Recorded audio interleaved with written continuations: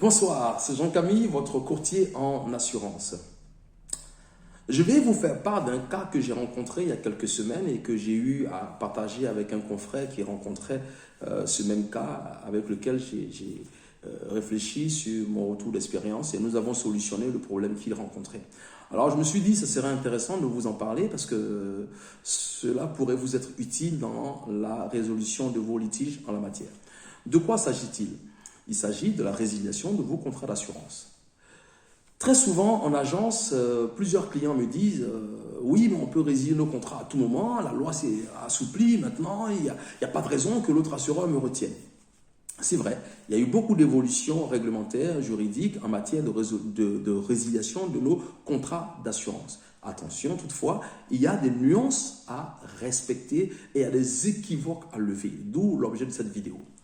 La loi dite Hamon est une loi qui permet effectivement de résilier nos contrats d'assurance, mais pas tous les contrats d'assurance.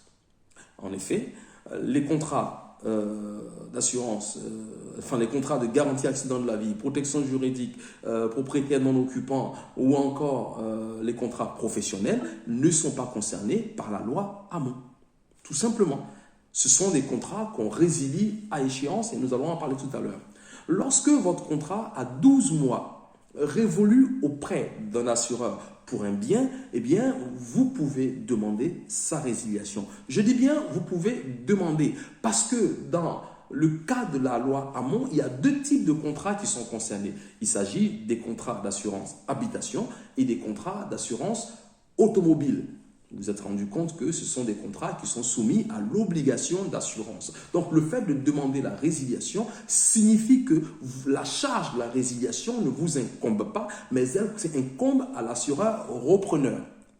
Tout simplement parce que le législateur veut s'assurer que l'obligation d'assurance sera toujours respectée. Donc, l'assureur qui va reprendre votre contrat d'assurance, donc le nouvel assureur, a la charge de la résiliation. C'est lui qui va écrire à l'ancien assureur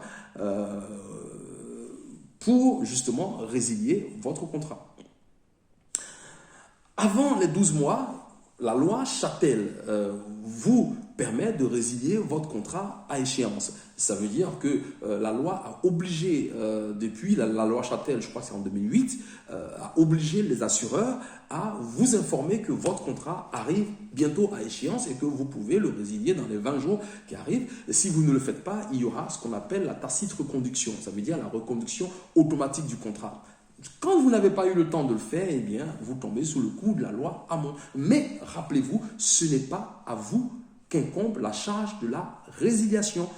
Elle incombe à l'autre assureur pour s'assurer que l'obligation d'assurance dans ce deux types de contrats sera respectée. Très important.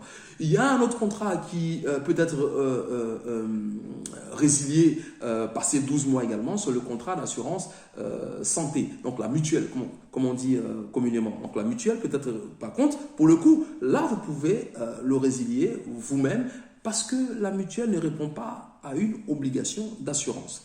Mais une nuance que je vais quand même lever, c'est très important, parce que c'est le cas justement qui est concerné.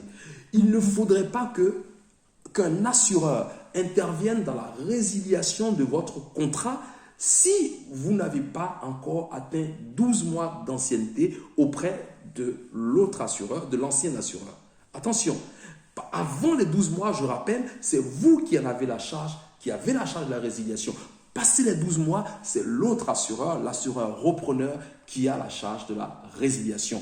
Avant 12 mois, loi Châtel. Après 12 mois, loi Hamon. J'étais content de partager ce cas avec vous.